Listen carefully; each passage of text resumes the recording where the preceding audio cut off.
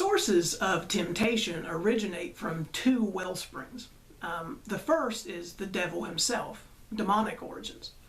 To our modern ears and sensibilities, a statement like this sounds medieval and naive or unsophisticated. But one must consider, if there is a devil, wouldn't that be exactly how he would want the general public to perceive his existence? Wouldn't demonic activity be more subversive and powerful if humanity collectively didn't believe in it? The second source, and the one we encounter most often, is worldly material temptations of the flesh. Inordinate desires that arise from lust, pride, envy, ego, vanity, sexual perversions, greed, avarice. These cravings keep us attached to the temporary pleasures and rewards of our carnal mortality. In itself, temptation is not a sin.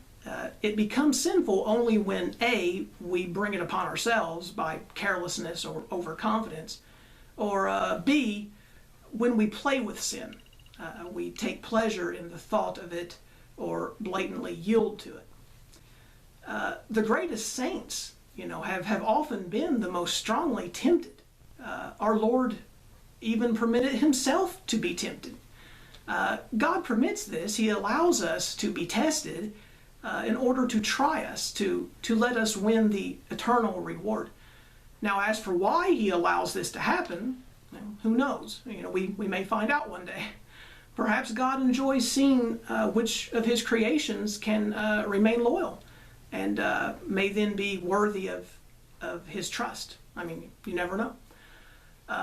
The length of time during which a temptation persists does not make it sinful if we continue resisting it.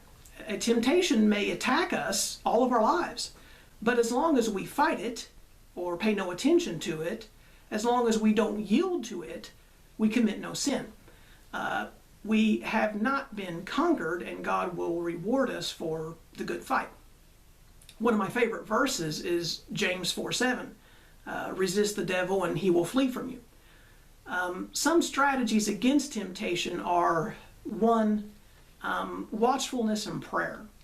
Avoid idleness, idle hands, right? Keep always occupied. If evil thoughts enter your mind, reject them immediately. Turn away fast. If you allow those thoughts to ruminate and linger, they soon fester and grow and will eventually overwhelm you.